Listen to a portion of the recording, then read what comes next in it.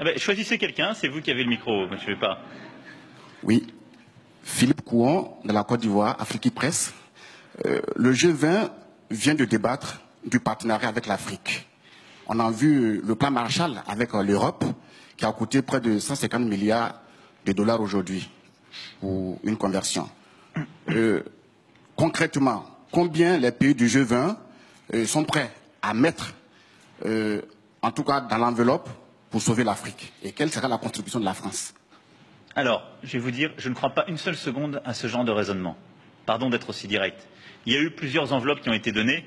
Alors, vous savez, nous avons, soit nous, soit dans nos équipes, les champions du monde de l'addition de milliards. Ça fait d'ailleurs des décennies qu'on vous promet des plans Marshall pour l'Afrique et qu'on les a d'ailleurs décidés et faits. Donc, si c'était aussi simple, vous l'auriez constaté. Le plan Marshall, c'était un plan de reconstruction matérielle dans des pays qui avaient leurs équilibres, leurs frontières, leur stabilité. Le défi de l'Afrique, il est totalement différent, il est beaucoup plus profond, il est civilisationnel aujourd'hui. Quels sont les problèmes en Afrique?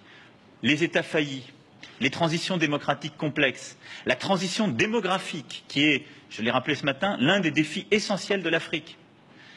C'est ensuite les routes des trafics multiples qui nécessitent des réponses aussi en termes de sécurité et de coordination régionale. Trafic de drogue, trafic d'armes, trafic humain, trafic de biens culturels.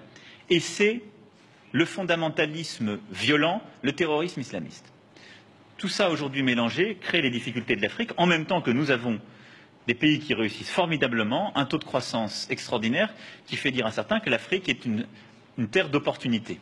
Donc si nous voulons une réponse cohérente à l'Afrique et aux problèmes africains, nous devons développer une série de politiques qui sont bien plus sophistiquées qu'un simple plan Marshall et des milliards accumulés.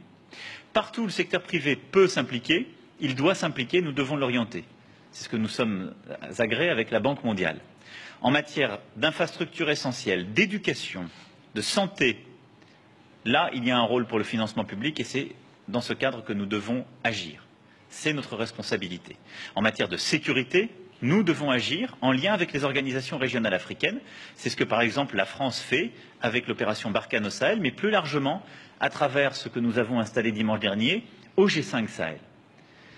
Développement, sécurité. Et ensuite, il y a une responsabilité partagée. Le plan Marshall que vous voulez pour l'Afrique, c'est aussi un plan qui sera porté par les gouvernements africains et les organisations régionales. C'est par le biais d'une gouvernance plus rigoureuse, de la lutte contre la corruption, d'une lutte pour la bonne gouvernance, d'une transition démographique réussie. Quand des pays ont encore aujourd'hui 7 à 8 enfants par femme, vous pouvez décider d'y dépenser des milliards d'euros, vous ne stabiliserez rien. Donc,